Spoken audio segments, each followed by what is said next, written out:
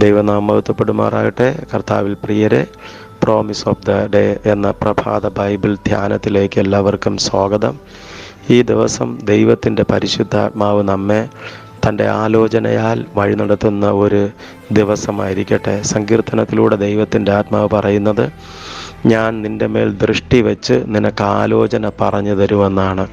അതേ പ്രിയപ്പെട്ടവരെ, നമ്മുടെ മേൽ ദൃഷ്ടി വെച്ച് ആലോചന പറഞ്ഞു തരുന്ന ഒരു കർത്താവാണ് നമുക്കുള്ളത്. ഇന്ന് ഞാൻ നിങ്ങളോട് പറയാൻ ആഗ്രഹിക്കുന്ന ഒരു സംഗതി, ഈ ക്രിസ്തീയ ജീവിതം പോരാട്ടങ്ങളും പ്രതികൂലങ്ങളും നിറഞ്ഞതായ ഒരു വിശ്വാസ ജീവിതമാണ്. ഭയഭക്തിയോടെ ദൈവത്തിൽ ആശ്രയിച്ച് ജീവിക്കാൻ ആഗ്രഹിക്കുന്നതായിട്ടുള്ള വ്യക്തിക്ക് യഥാർത്ഥത്തിൽ പോരാട്ടമുണ്ട്.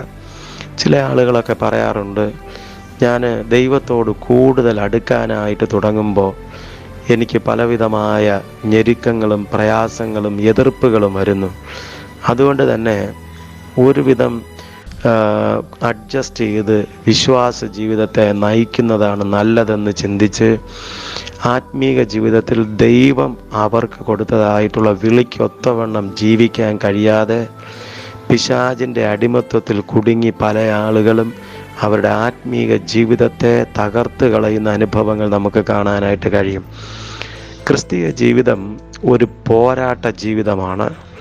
അപ്പോസ്തലനായ വിശുദ്ധ പൗലോസ് തിമോത്തിയോസിന് ലേഖനം എഴുതുമ്പോൾ 2-ാം ലേഖനം 2-ാം അധ്യായം 3-ാമത്തെ വാക്യത്തിൽ പറഞ്ഞിരിക്കുന്നത്, നീയും ക്രിസ്തുവേശുവിൻ്റെ നല്ല ഭടന എന്നോടുകൂടെ കഷ്ടം സഹിക്കുക എന്നാണ്.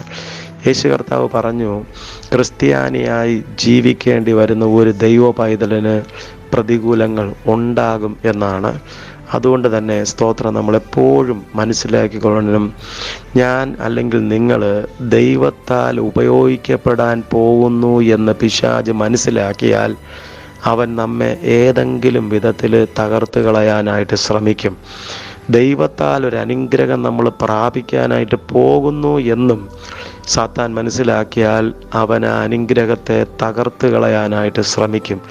അതുകൊണ്ട് പ്രിയപ്പെട്ട ദൈവത്തിൻ്റെ മക്കളെ, എപ്പോഴും നമ്മൾ ഓർമ്മ വെച്ചുകൊള്ളുക, നമ്മിലൊരു അഭിഷേകം വരുമ്പോൾ, നമ്മെ ദൈവം ഉപയോഗിക്കാനായിട്ട് തുടങ്ങുമ്പോൾ ശത്രുവായവൻ നമ്മളെ അറ്റാക്ക് ചെയ്ത് ആ ദൈവീക ദൗത്യത്തിൽ നിന്ന് നമ്മളെ പിന്തിരിപ്പിച്ച് കളയാനായിട്ട് ശ്രമിക്കും എന്നുള്ളതാണ്. ക്രിസ്തീയ ജീവിതം എന്ന് പറയുന്നത് ശത്രുവിനോട് എതിർത്ത് നിന്ന് പോരാടി ജയിക്കേണ്ട ഒരു ജീവിതമാണ്. യാക്കോബ് പറയുന്നത്, പിശാചിനോട് എതിർത്ത് നിൽപ്പീൻ, എന്നാൽ അവൻ നിങ്ങളെ വിട്ട് ഓടിപ്പോകും. അതേ പ്രിയപ്പെട്ടവരെ, നമ്മുടെ ശത്രുവായ സാത്താനെ കർത്താവ് കാൽവരി ക്രൂശിൽ തോൽപ്പിച്ചു. അതുകൊണ്ട് തന്നെ നമുക്ക് ഈ ശത്രുവിനെ തോൽപ്പിക്കാനുള്ള അധികാരം ദൈവം തന്നിരിക്കുന്നു എന്ന് മാത്രമല്ല, ശത്രുവിന് നിങ്ങളുടെ ജീവിതത്തിലെ സ്ഥാനം നിങ്ങളുടെ കാൽ കീഴാണ്. ഹല്ലേലൂയ, സ്തോത്രം. അതുകൊണ്ട് തന്നെ നമുക്ക് ഈ ലോക ജീവിതത്തിൽ ജയം നമ്മോട് കൂടെയാണ് എന്നെപ്പോഴും ഹല്ലേലൂയ തിരിച്ചറിയേണ്ട ഒരു സംഗതിയാണ്. എങ്ങനെയാണ് നമുക്ക് ശത്രുവിനെ പോരാടി ജയിക്കാനായിട്ട് കഴിയുന്നത്? എഫെസ്യർക്ക് ലേഖനം 6-ാം അധ്യായം അതിൻ്റെ 12-ാമത്തെ വാക്യത്തിൽ പറയുന്നത്, നമുക്ക് പോരാട്ടമുള്ളത് ജഡരക്തങ്ങളോടല്ല, വാഴ്ചകളോടും അധികാരങ്ങളോടും ഈ ലോകത്തിൻ്റെ ലോക അധിപതിയോടും അതുപോലെ സർലോകങ്ങളിലെ ദുഷ്ടാത്മ ശക്തിയോടും അത്രേ. നമ്മൾ ദൈവത്തിൻ്റെ മക്കൾ മനസ്സിലായിക്കൊള്ളണം, നമ്മുടെ പോരാട്ടത്തിൻ്റെ അല്ലെങ്കിൽ നമ്മുടെ ശത്രു എന്ന് പറയുന്നത് നമ്മുടെ വീട്ടുകാരല്ല, സ്തോത്രം, മറിച്ച് അവരിലൂടെ പ്രവർത്തിക്കുന്നതായ പൈശാചിക ശക്തിയാണ്. ശ്രദ്ധിക്കണം, ചില സന്ദർഭങ്ങളിൽ പിശാച് നമ്മുടെ പ്രിയപ്പെട്ടവരിലൂടെയോ നമ്മുടെ വീട്ടുകാരിലൂടെയോ നമുക്കെതിരായി പ്രവർത്തിക്കാം. അതുകൊണ്ട് നമ്മൾ മനസ്സിലാക്കണം, എങ്കിലും നമ്മൾ മനസ്സിലാക്കണം, നമ്മുടെ പോരിൻ്റെ ശത്രു അല്ലെങ്കിൽ നമ്മുടെ ശത്രു നമ്മുടെ പ്രിയപ്പെട്ട ജഡരക്തങ്ങളല്ല, നമ്മുടെ സഹോദരങ്ങളല്ല, അവരുടെ പിന്നിൽ പ്രവർത്തിക്കുന്നതായിട്ടുള്ള സ്തോത്രം ഇരുളിൻ്റെ ശക്തിയാണ്. അവയെയാണ് നമ്മൾ ശാസിക്കേണ്ടതും അവയാണ് നമ്മൾ ബന്ധിക്കേണ്ടതും. പൗലോസ് അപ്പോസ്തലൻ കൊരിന്ത്യർക്ക് 2-ാം ലേഖനം അതിൻ്റെ 10-ാം അധ്യായം 4-ാമത്തെ വാക്യത്തിൽ പറയുന്നത്, ഞങ്ങളുടെ പോരിൻ്റെ ആയുധങ്ങളോ ജഡീകങ്ങളല്ല, കോട്ടകളെ ഇടിപ്പാൻ ദൈവസന്നിധിയിൽ ശക്തിയുള്ളവ തന്നെ. ശ്രദ്ധിക്കണമേ, ഒരു ദൈവ പൈതലിൻ്റെ പോരിൻ്റെ ആയുധം ജഡീകമല്ല, മറിച്ച് കോട്ടകളെ ഇടിപ്പാൻ ദൈവസന്നിധിയിൽ ശക്തിയുള്ള ആയുധങ്ങളാണ്. പിശാച് ചില കോട്ടകൾ നമുക്കെതിരെ തീർക്കും.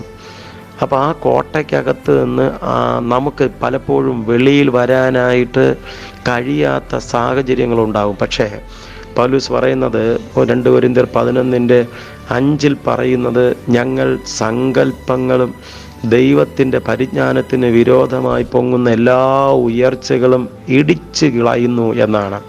അപ്പോൾ ശത്രുവായവൻ ഒരു ദൈവ പൈതലിന് നേരെ കെട്ടിയുണ്ടാക്കുന്ന ഈ പ്രതികൂലത്തിൻ്റെ കോട്ടകളെ ജയിക്കാൻ കഴിയുന്നത് എങ്ങനെയാണ്?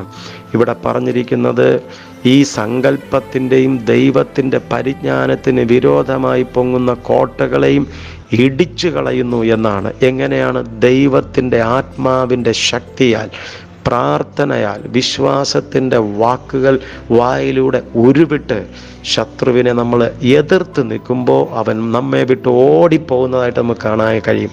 ഹല്ലേലൂയ. അതുകൊണ്ട് തന്നെ ഈ പകൽക്കാലം ശത്രുവായ നമ്മുടെ ആത്മീക ജീവിതത്തിൽ കെട്ടിയുണ്ടാക്കിയിരിക്കുന്ന എല്ലാ കോട്ടകളെയും തകർത്ത് നമുക്കൊരു ജയത്തിൻ്റെ ജയക്കൊടി ഉയർത്താനായിട്ട് ഈ ദിവസം ഹല്ലേലൂയ നമുക്ക് കഴിയട്ടെ. യഹോവ നിസി, അവൻ എൻ്റെ ജയക്കൊടി എന്ന് പറഞ്ഞ് ദൈവത്തിന് നന്ദി പറയാൻ കഴിയുന്ന ഒരു ദിവസമായിരിക്കട്ടെ. നമുക്ക് പ്രാർത്ഥിക്കാം. സ്വർഗസ്ഥ പിതാവായ ദൈവമേ, അവിടുത്തെ പുത്രനിലൂടെ ഞങ്ങൾക്ക് തന്നിരിക്കുന്ന ജയ ജീവിതത്തിനായി സ്തോത്രം. യേശു കർത്താവേ, അവിടുന്ന് കാൽവരി ക്രൂശിൽ പിശാചിൻ്റെ തലയെ തകർത്തു. എങ്കിലും ദൈവമേ, പലപ്പോഴും അവൻ ദൈവത്തിൻ്റെ മക്കളെ കർത്താവെ സ്തോത്രം തോൽപ്പിക്കേണ്ടതിന് പല ആയുധങ്ങളുമായി ഞങ്ങളുടെ അടുക്കലേക്ക് വരുമ്പോൾ ദൈവമേ, അവൻ്റെ ആ തന്ത്രങ്ങളെ തിരിച്ചറിഞ്ഞ് ഞങ്ങൾക്ക് ജയമെടുക്കുവാൻ സഹായിക്കണമേ. ഇന്ന് ദൈവമക്കളുടെ ആത്മീക ജീവിതത്തിന് നേരെ പിശാച് കെട്ടിയുണ്ടാക്കിയ സകല കോട്ടകളെയും ആ സങ്കല്പങ്ങളെല്ലാം യേശുവിൻ നാമത്തിൽ ഇടിച്ചു കളയുന്നു. ഹല്ലേലൂയ. സ്തോത്രം ദൈവമേ, അവിടെ നിന്ന് വലിയൊരു സ്വാതന്ത്ര്യം ഞങ്ങളുടെ മക്കൾക്ക് വരുത്തിയിരിക്കാൻ സ്തോത്രം. ഈ ദിവസം കൂടെ ഇരിക്കും യേശുവിൻ നാമത്തിൽ തന്നെ. ആമേൻ. കർത്താവ് നിങ്ങളെ അനുഗ്രഹിക്കട്ടെ. പ്രാർത്ഥനയോടെ ജയനച്ചൻ.